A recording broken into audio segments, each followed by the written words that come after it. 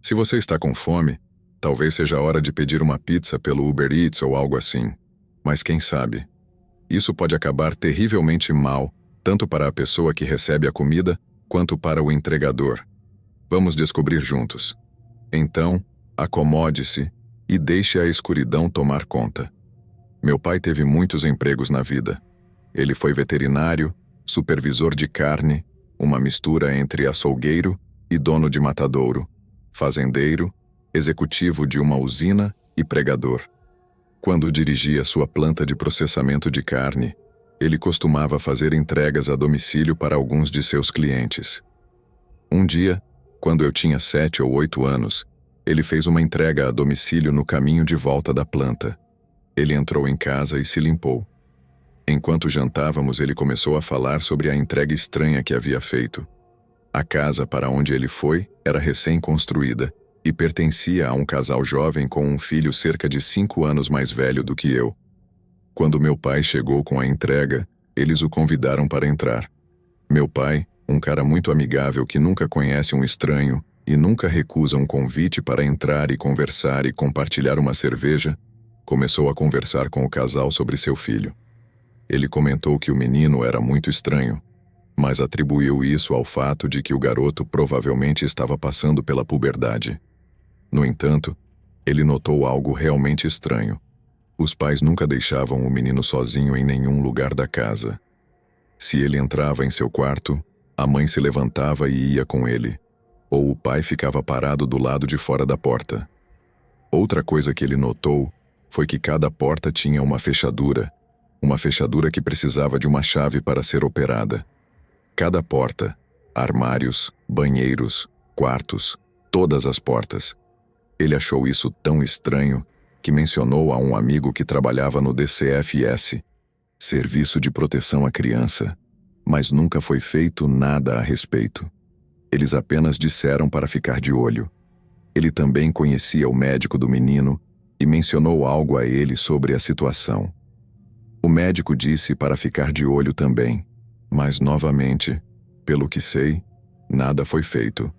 Assim passaram-se 10 anos, e o garoto se tornou um estudante do último ano no ensino médio em uma cidade petrolífera. Ele era um adolescente normal e quieto. Então, uma manhã, vimos as notícias e descobrimos que esse adolescente normal e quieto havia pego uma espingarda calibre .22 e colocado uma bala na nuca de seus pais. Finalmente, quando perguntaram ao garoto por que ele fez isso, ele disse que havia reprovado uma matéria e temia que seus pais não o deixassem acampar com seus amigos naquele fim de semana. Seus advogados avaliaram o caso e havia perguntas sobre como a casa era organizada, mas não havia evidências de abuso. O realmente assustador é que parecia não haver sinais de luta por parte dos pais. Mamãe e papai estavam sentados um ao lado do outro. O garoto disse que atirou em um e depois no outro, mas não houve fuga, não se abaixaram, nem se esconderam. Foi simplesmente bang, bang, e ambos estavam desabados no sofá. Meu pai frequentemente se pergunta se os pais sabiam que seu filho era uma pessoa perturbada e que as fechaduras e o comportamento ao redor dele não eram projetados para abusar ou algo sinistro, mas para se protegerem dele. Comecei a trabalhar como entregador de pizzas em uma pequena cidade em crescimento em Michigan. Era um bom dinheiro, mas de vez em quando eu fazia entregas em lugares incrivelmente incompletos e, em uma noite, me apontaram algumas espingardas. Há cerca de 2 meses eu estava fazendo uma entrega em uma sexta-feira. Normalmente as sextas-feiras são muito movimentadas, mas esse dia estava um pouco lento. Então, quando chegou um pedido às 8h30, meia hora antes de fechar, eu me joguei nele. Notei que era a 7,1 milhas de distância, então todos os trabalhos de fechamento estariam terminados quando eu voltasse e eu poderia ir embora imediatamente. Era bem longe da cidade, em um bairro cercado por florestas, mas novamente não havia trabalho quando voltasse para a loja. Achei que seria um bom negócio e gostava desse tipo de oferta. Então entrei no meu carro e fui dirigir a 7,1 milhas. Quando parei na casa, comecei a ter um mau pressentimento.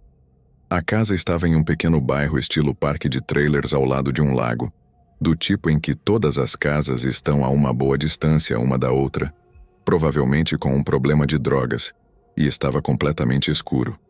Não havia luzes acesas em lugar nenhum e havia apenas um carro na entrada e uma janela aberta na lateral da casa.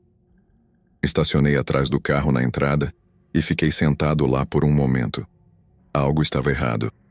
A casa estava completamente às escuras, não havia nem mesmo uma luz noturna que eu pudesse ver. Normalmente, quando entrego em uma casa escura, há pelo menos uma luz acesa no andar de cima ou algo que indique que alguém está acordado esperando a pizza. Mas a casa parecia morta.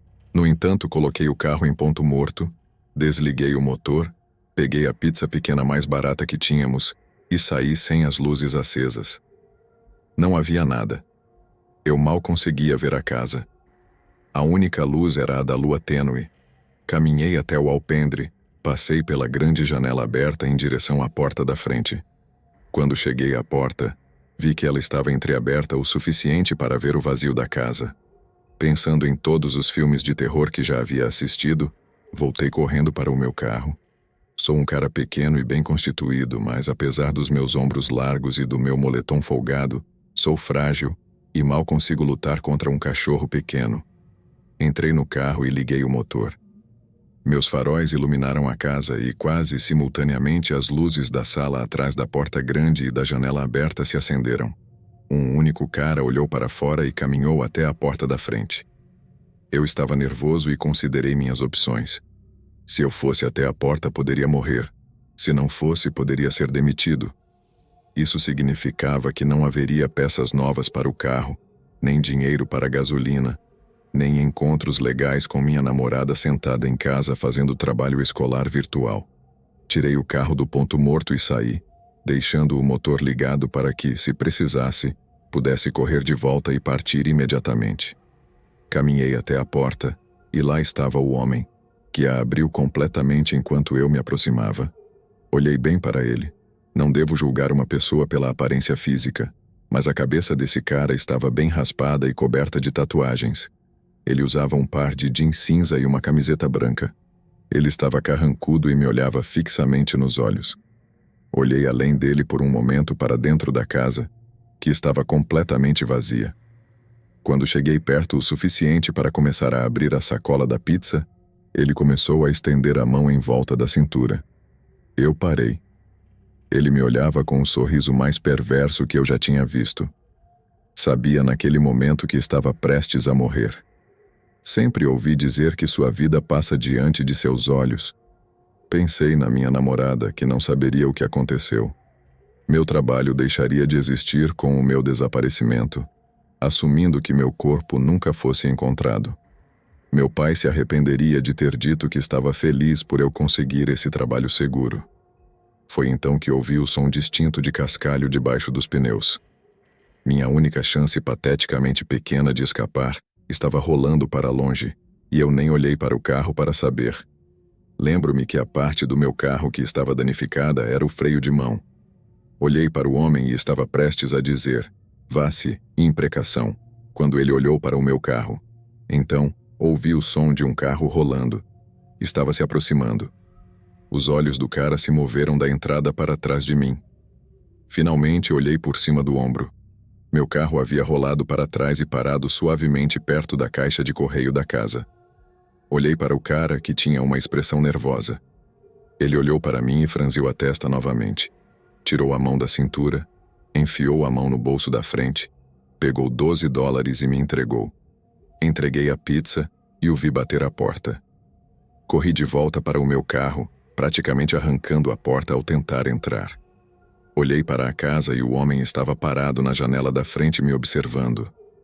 Pode acreditar que quase derrapei as rodas ao sair dali. Continuei olhando para meus espelhos até começar a dirigir sob algumas luzes de rua. Foi facilmente o momento mais assustador que já tive. Contei ao meu chefe e ele chamou a polícia. Nunca ouvimos nada sobre isso. Suponho que eles foram até a casa e só encontraram uma pequena pizza de queijo. Comecei a carregar uma faca o tempo todo e meu chefe está considerando comprar rastreadores para nossas sacolas de pizza. Só recentemente percebi que isso é uma espécie de efeito borboleta.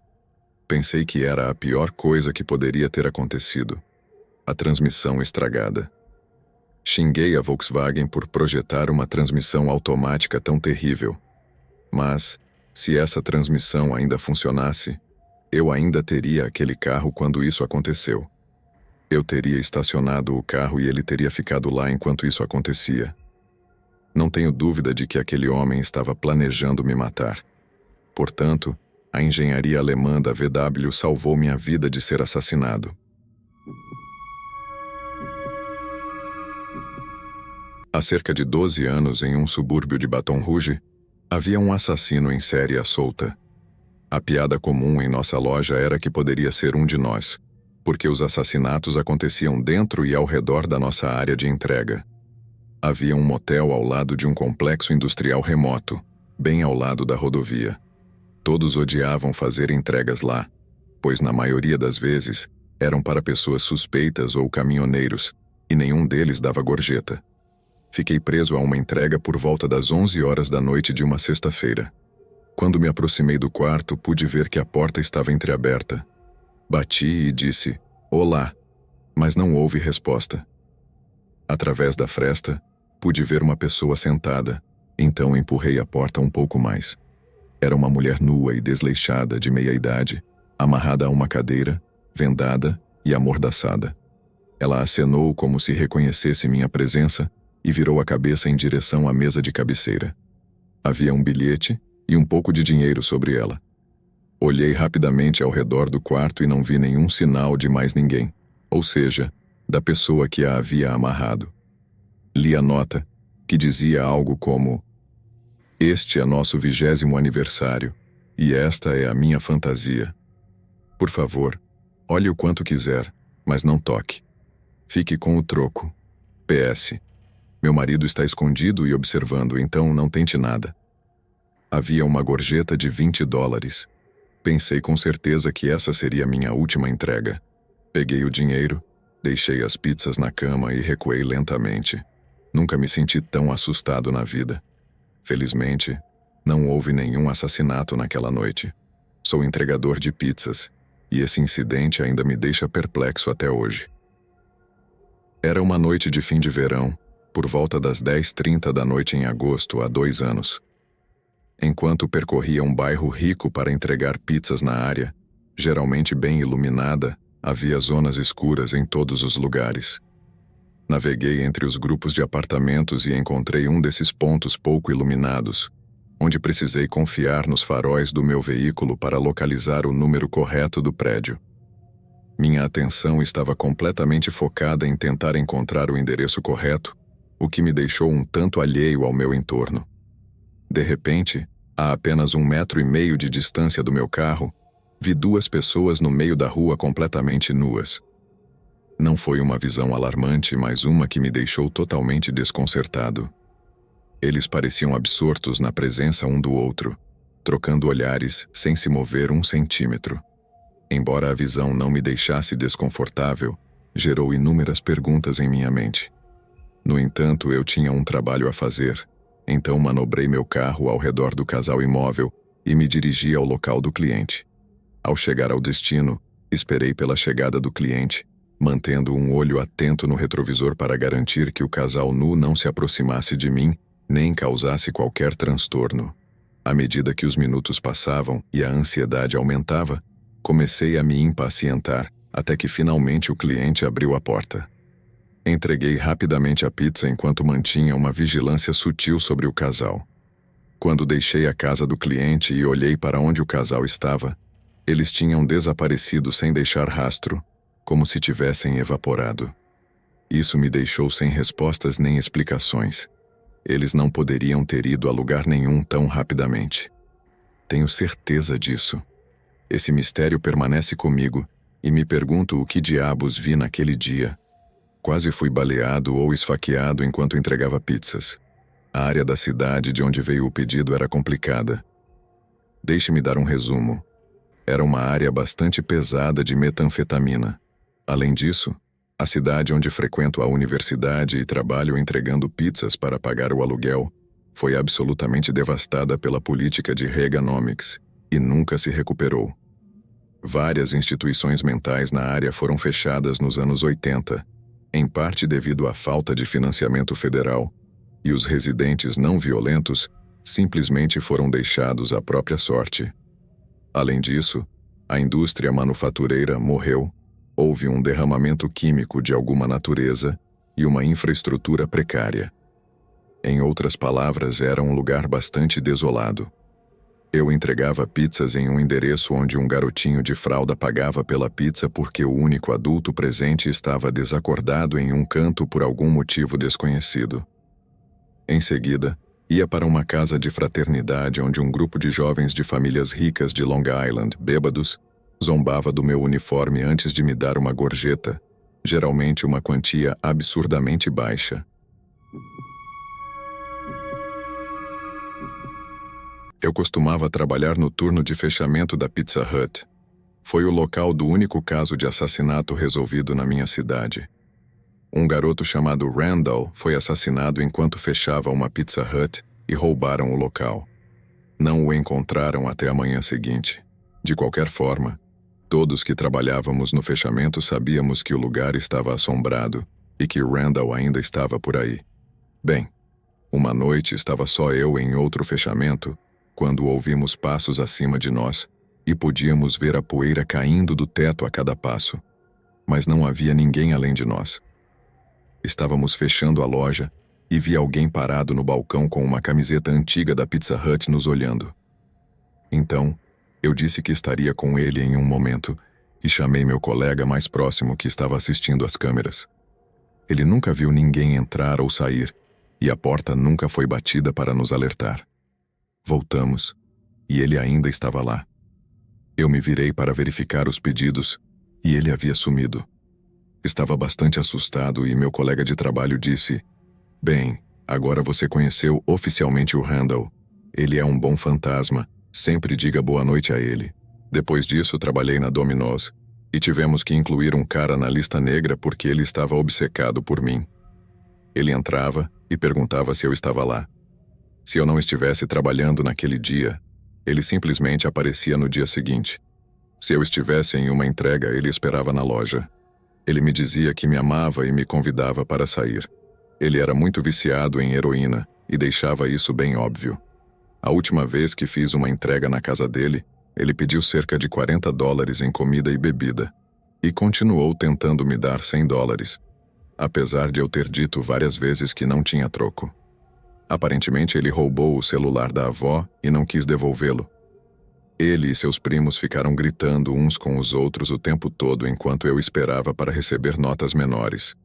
Ele continuava dizendo que não tinha nada menor que uma nota de 100 e continuou discutindo comigo porque mudou de ideia e queria apenas uma pizza com a bebida. Eu disse que não poderia fazer isso com segurança. Realmente espero não encontrar essa pessoa de outra forma na minha vida. Estava fora da cidade a negócios, então decidi me mimar e pedir comida do meu restaurante favorito. O entregador chegou e insistiu que tinha que entrar na minha casa para entregar a comida e receber o pagamento. Tive que recusar isso em voz alta várias vezes, na esperança de que o vizinho me ouvisse. Continuei insistindo e finalmente consegui que ele processasse meu pagamento no corredor, mas ele ficou murmurando em voz baixa o tempo todo. Assustada, tranquei a porta com chave dupla quando ele foi embora, e passei a noite toda me sentindo desconfortável. Gostaria de tê-lo denunciado ao restaurante, mas estava muito chocada para pensar nisso na hora. No entanto, a sensação de perigo não desapareceu. Mais tarde, enquanto tentava dormir, ouvi arranhões suaves na porta de entrada, como se alguém estivesse tentando entrar sem bater. A campainha tocou às 3 da manhã, mas ao olhar pelo olho mágico, não havia ninguém. Aquela noite, o vento parecia sussurrar meu nome, misturando-se com o que soava terrivelmente parecido com os murmúrios do entregador. No dia seguinte, descobri que meu nome estava arranhado na porta externa. Ainda não sei se foi o entregador ou algo mais que deixou aquela marca, nem o que realmente queria de mim naquela noite. Há uns 12 anos, em um subúrbio de Baton Rouge, havia um assassino em série à solta. A piada comum na nossa loja era que era um de nós porque os assassinatos ocorriam dentro e ao redor da nossa área de entrega. O motel se situava ao lado de um complexo industrial remoto bem próximo à rodovia. Todos odiavam fazer entregas lá porque, na maioria das vezes, envolvia personagens suspeitos ou caminhoneiros, e nenhum deles dava gorjeta. Fiquei preso indo lá por volta das 11 da noite de uma sexta-feira. Quando me aproximava do quarto, pude ver que a porta estava ligeiramente aberta. Bati e disse, "Olá", e não houve resposta. Através da fresta, pude ver uma pessoa sentada. Então empurrei a porta para abrir um pouco. Era uma mulher nua e desalinhada de meia idade, amarrada a uma cadeira, com os olhos vendados e amordaçada. Ela assentiu como se reconhecesse minha presença e virou a cabeça na direção da mesa de cabeceira. Havia uma nota e algum dinheiro nela. Vasculhei o quarto e não vi nenhum sinal de mais ninguém, ou seja, da pessoa que a havia amarrado. Li a nota e era algo como: "Este é o nosso 20º aniversário e este era o meu fetiche. Por favor, olhe o quanto quiser, mas não toque e fique com o troco. PS. Meu marido está escondido e observando, então não tente nada." Havia uma gorjeta de $20. Pensei com certeza que esta seria a última entrega que eu faria. Peguei o dinheiro, deixei as pizzas na cama e recuei lentamente. Nunca me senti mais assustado na vida. Felizmente não houve nenhum assassinato naquele hotel naquela noite. Sou um entregador de pizzas e este incidente em particular ainda me deixa perplexo até hoje. Era uma tarde de final de verão, às 10h30 da noite de agosto, há 2 anos, enquanto percorria um bairro rico para entregar pizzas. Na zona em geral estava bem iluminado, mas havia zonas de escuridão por toda parte. Naveguei entre os grupos de apartamentos e encontrei um desses pontos pouco iluminados, onde tinha que confiar nos faróis do meu veículo para localizar o número correto do edifício. Minha atenção estava completamente absorta em tentar encontrar o endereço correto, tornando-me um tanto alheio ao meu entorno. De repente, a apenas 1,5 metros de distância do meu veículo, vi 2 pessoas no meio da rua. Para minha surpresa, estavam completamente nuas. Não foi uma visão alarmante, mas sim algo que me deixou completamente desconcertado. Pareciam absortos na presença um do outro, trocando olhares sem se mover 1 centímetro. Embora a visão não me fizesse sentir desconfortável, gerou inúmeras perguntas na minha mente. No entanto, tinha um trabalho a completar. Então manobrei meu carro ao redor do casal imóvel e me dirigi ao local do cliente. Ao chegar ao destino, esperei a chegada do cliente mantendo um olho atento no meu espelho retrovisor para garantir que o casal nu não se aproximasse de mim nem causasse qualquer incômodo. Mas à medida que os minutos passavam e a ansiedade crescia, comecei a me impacientar até que finalmente o cliente abriu a porta. Rapidamente entreguei a pizza enquanto mantinha uma vigilância sutil sobre aquele casal. Quando deixei a casa do cliente e olhei para o duo nu, já não estavam lá, sem nenhum rastro deles. Era como se tivessem evaporado. Fiquei sem respostas nem explicações. Eles não poderiam ter ido a lugar nenhum tão rápido, tenho certeza disso. Seguirá sendo um mistério para mim e me pergunto o que diabos vi aquele dia. Quase me deram um tiro ou me esfaquearam ou algo assim enquanto entregava pizzas. A área da cidade de onde veio o pedido era complicada. Deixe-me dar um resumo. Era uma área bastante pesada de metanfetamina, além da cidade onde frequento a universidade. As entregas de pizza pagam o aluguel. Veja, havia sido absolutamente arruinada pela Reaganomics e nunca se recuperou. Várias instituições mentais na área foram fechadas nos anos 80 devido, em parte, à falta de fundos federais, e os residentes não violentos simplesmente ficaram. Além disso, a indústria manufatureira morreu, além de um derramamento químico de alguma natureza, além de uma infraestrutura ruim. Em outras palavras, era bastante discordante. Entregava pizzas em um endereço onde uma criança pequena de fralda dava o dinheiro porque o único adulto estava caindo de sono no canto, de quem sabe o quê. E depois ia a uma casa de fraternidade onde um grupo de filhos de famílias ricas de Long Island, bêbados, zombavam do meu uniforme. Antes, geralmente, uma quantia absurdamente baixa. Faço entregas para um restaurante na cidade. Angelus Pizza é o nome, e oferecem algumas das melhores pizzas da cidade. As noites nem sempre estão ocupadas, e tenho alguns minutos para matar aqui e ali entre entregas. Então levo meu laptop para o trabalho.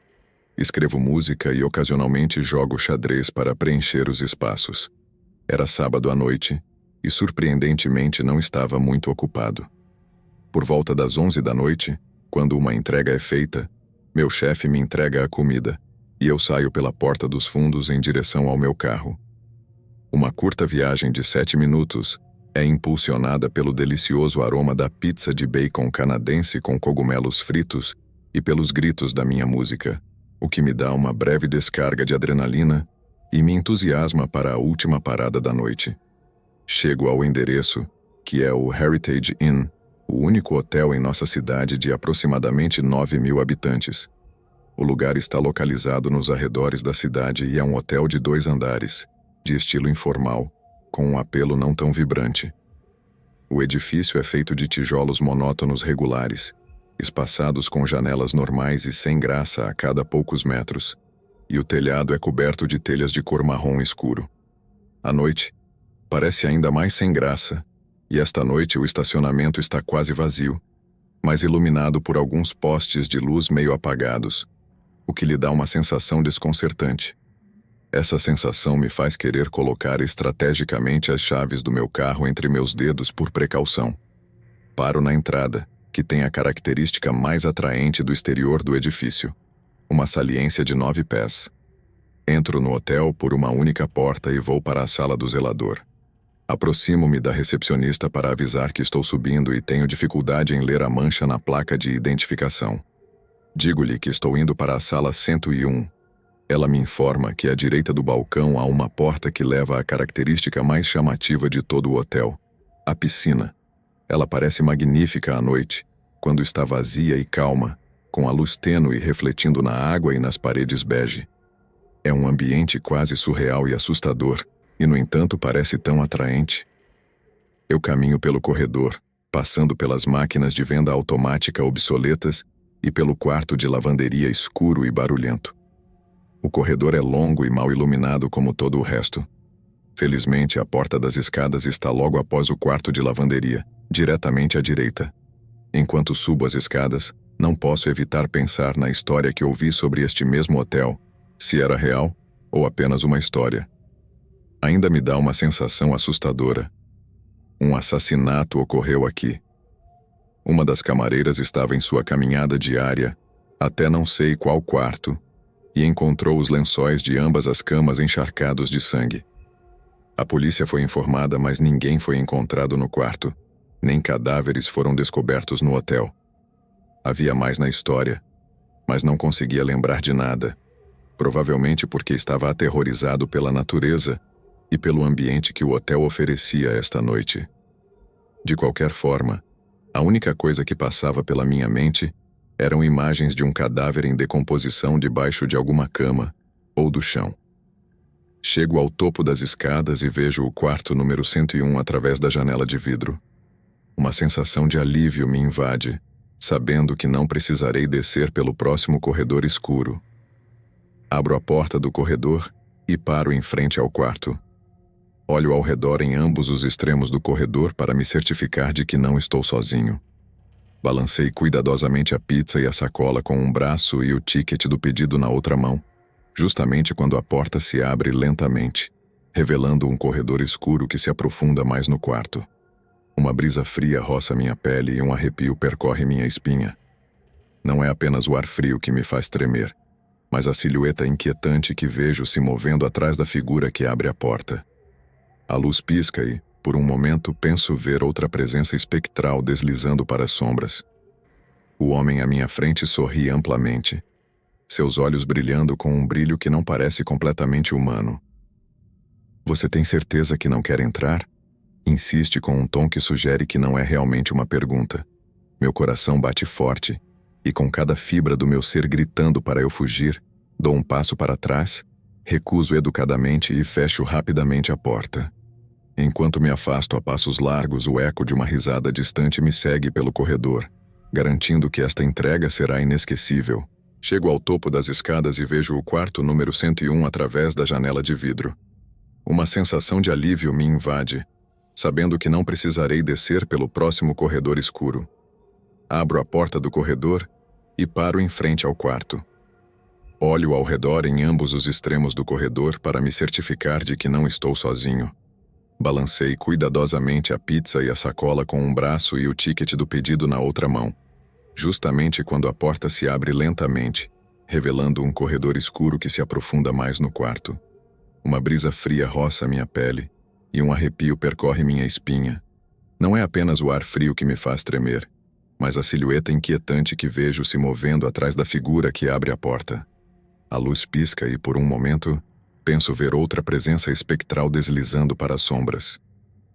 O homem à minha frente sorri amplamente, seus olhos brilhando com um brilho que não parece completamente humano. Você tem certeza que não quer entrar?